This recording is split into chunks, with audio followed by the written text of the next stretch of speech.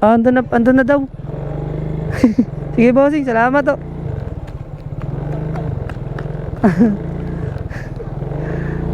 Ito na pala. Kayo po ba yun, sir? Hindi kasi ako pumapasok dun, bossing eh.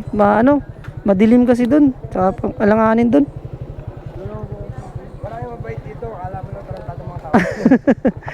Salamat. May daanan ba dyan, sir? Yung ganyan? Pero sa pick up sa inyo, pag ganun, mayroon dun? Wala na. Okay. Ay, nalaglag. Dito lang kasi ako kanina. Wait lang, sir, ikot ko lang to. Sir. Bali sa kayo no? SM Mega Mall C. May terminal lang. Okay. Terminal lang bus. Boss, thank you. First time ko lang makapunta dito, sir eh. Pero taga-Kainta ako.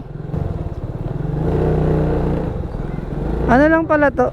Dito ako nag-aral ng high school college. Sa Sa Rosma? Dito na ako tumanda eh. Pero first time ko makapasok sa lugar na yan. Anong lugar yan? Corinthian, San Roque. Naano nga rin ako eh. Parang kakaiba eh. Parang siya, looban pa pala yan. Pero yung daanan niya, isa lang na, ito lang no. Wala nang doon, wala nang ibang way papuntang sa patagos sa kabila. Dati yung dati na yun, nalabas ng DM3. Sa kabila yun, yung DM3. Pero laking taga dito kayo, sir. Opo. Ayan. Ngayon lang talaga ako nakapasok dyan. Nanibago nga ako kasi first time kong makapasok dun sa lugar na yun, yung sa inyo. Na ako, parang kakaiba eh. Kakaiba yung pakiramdam. Taga-Kainta naman ako eh. Kaya kung sa iba yun, medyo mag-aalanganin yun. May mga madidilim din kasi.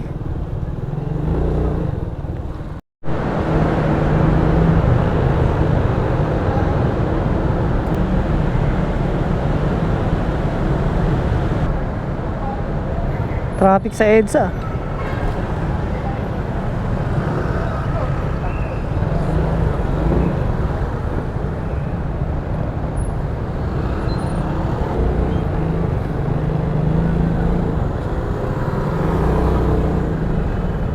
Bali papasok tayo dyan sa may bus station, sir, no? Aba.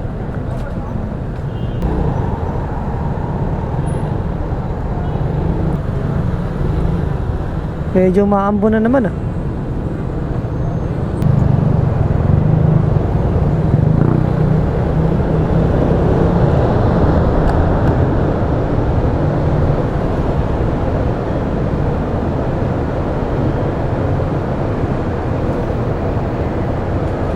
sa kabila. Doon pala ang drop off.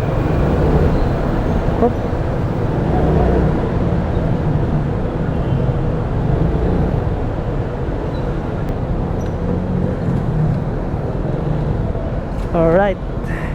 Nagsigas ka, boss? Ayan. Bali, meron, sir. Okay lang. 133 lang. Okay na. Sige. Salamat. Ikat po kayo. Sige.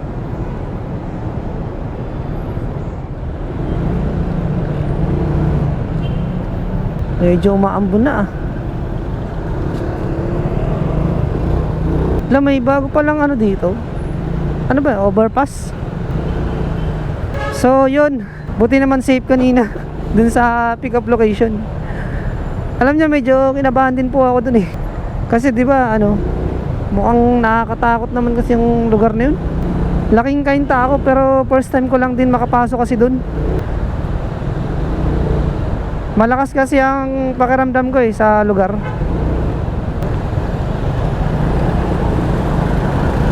Update lang po sa mga hindi nakakaalam, birthday ko po pala ngayon. Ang 34th birthday ko na po ngayon. Hindi ako nakapaghanda ngayon, bagyo kasi, kaya di bali na lang. Sabay ko na lang siguro pag-celebrate sa Sunday. May palaro kasi ako sa mga bata, paliga. Baka yung kainan namin, baka doon na lang din. Sabayan ko na lang ng ganun. Yung kasiyahan namin doon, ayan, isasabay na lang natin sa ganun. So, yun, proceed na tayo ngayon sa second booking. First booking pa lang po natin yun, yung kanina. Yung pinick up natin sa San Roque. Mga mabait naman yung mga tambay doon. Ina-assist pa nga ako eh. Parang kakaiba lang talaga yung lugar. Birthday pa naman. Nako po. Open na natin.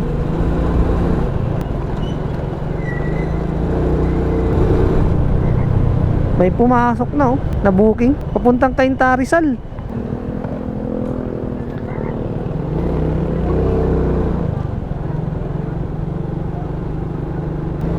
So itong pangalawang booking natin ngayon, papunta siya ng Cainta Rizal. Parang gusto agad tayong pauwiin na.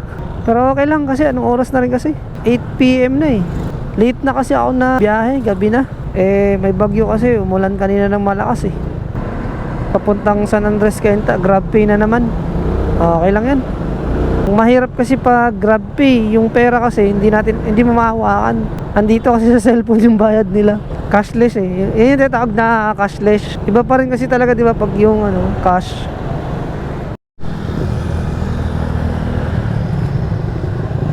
Dito pala yun. Stansya.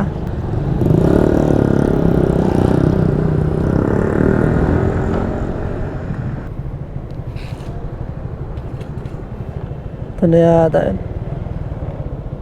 Ay ma'am. Kayo po si Ma'am Christine, ma'am? Helmet lang po. Sige po. Wait lang ma'am. Ito po.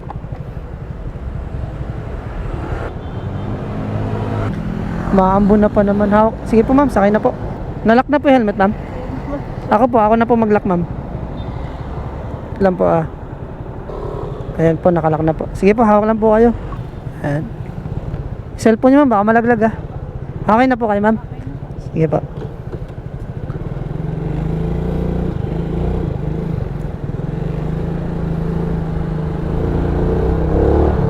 Bali, sundin ko na lang tong map ma'am. Kayo po. Sundin ko na lang po ito ma'am para bang okay naman yata.